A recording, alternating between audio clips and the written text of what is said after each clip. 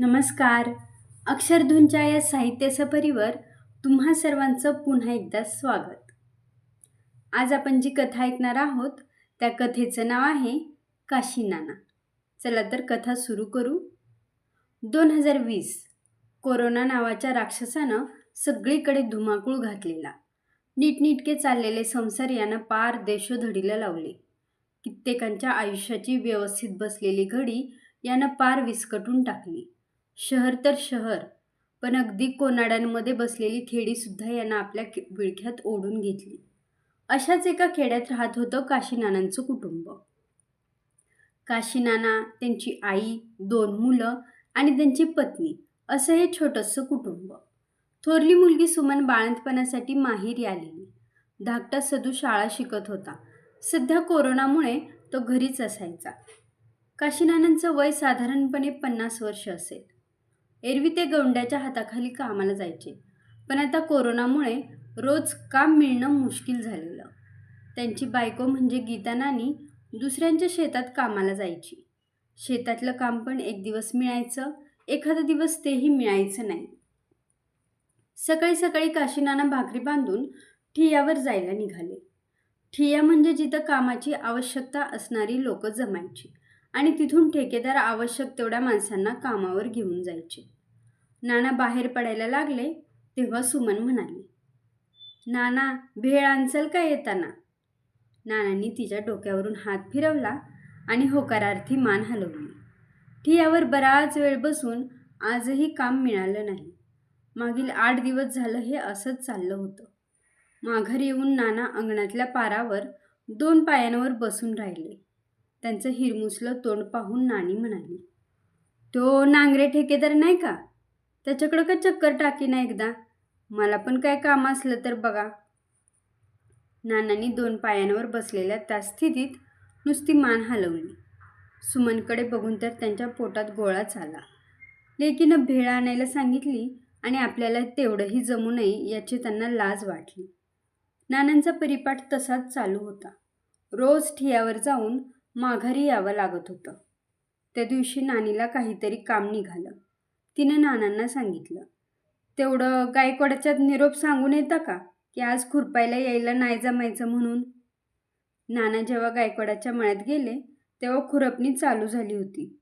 त्यांनी निरोप सांगितला, पण थोडा वेगळा.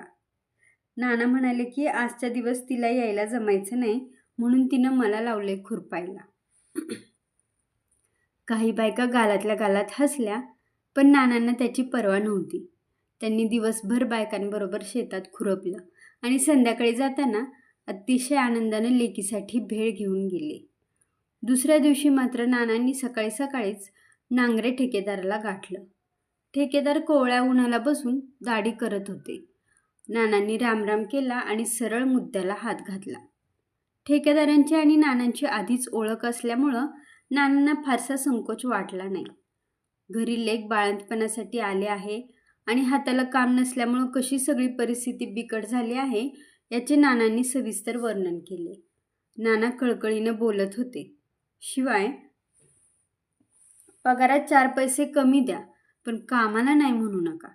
असं म्हटल्यावर ठेकेदाराला पण नानांच्या परिस्थितीचं गांभीर्य लक्षात आलं. पण त्यांचाही नाईलाज होता. त्यांच्याकडेही सध्या काम नव्हतं. त्यांनी नानांना जरा वेळ बसायला सांगितलं. अंघोळ पांघोळ उरकून ठेकेदार म्हणाले, त्या रिठेवाडीच्या ठेकेदाराकडे जाऊन येऊ. असलं काय काम तर द्यायला सांगतो तुला. दोघेही गाडीवर बसून रिठेदाराच्या ठेकेदाराकडे जाऊन पोहोचले. ठेकेदार अंगणातल्या झोपाळ्यावर झुलत बसले होते. नांगरे साहेबाला बघताच उठून रामराम करत ठेकेदारांनी चहापाणी केलं. चहापाणी झालं तेव्हा नांगरेंनी नानांच्या कामासाठी विचारपूस केली. त्यावर रिठेसाहेब म्हणाले, सध्या तर आमच्या नाड्या पार थंड येते बघा. लोकांकडं पैशाचा तुटवडा झालाय, त्याच्यामुळं कामं जिथल्या तिथं बंद येते. इतक्यात त्यांच्या घरातून जोरात भांडं आपटल्याचा आवाज आला. आपोआपच सर्वांचं लक्ष त्या दिशेला गेलं. रिठेसाहेब हसत हसत म्हणाले, ही बघा आमचं म्हातारं. रोज कापडं घाण करते. 500 रुपये हजेरी देऊन माणूस ठेवला त्याला पण ही म्हातारं टिकवून घेईना. आणि जरा काही पटलं नाही की असं भांडे आदळते बघा. आता सकाळी 10 वाजल्यापासून संध्याकाळी 5 वाजेपर्यंत थांबायचं म्हणल्यावर माणसाला एवढा तेवढा पेंग येईल का नाही. तर आमच्या म्हाताऱ्यानं गड्याला वाटी फेकून मारली. महिनाभरसुद्धा एक गडी टिकना. एवढं बोलून ठेकेदार पुन्हा एकदा खो खो हसले. नांगरे आणि काशीनाना उठले. रिठेंनीही नमस्कार करत निरोप दिला आणि काही काम असेल तर सांगण्याचं आश्वासनही दिलं. हल्ली नाना रोज सकाळी भाकरी बांधून सायकलवर कामाला जात होते. नानीनं काम काय आहे म्हणून विचारलं. त्यावर नाना एवढंच म्हणाले की रिठेवाडीच्या ठेकेदाराच्या मळ्यावर देखरेखीचं काम आहे. दिवसाला 500 रुपये पगार आहे. एवढं बोलून सायकलवर बसून काशीनाना कामावर निघून गेले. तर ही होती आजची कथा. कथा कशी वाटली ती कमेंट्स करून नक्की सांगा. तुम्ही कथा ऐकली त्याबद्दल तुम्हा सर्वांचे धन्यवाद.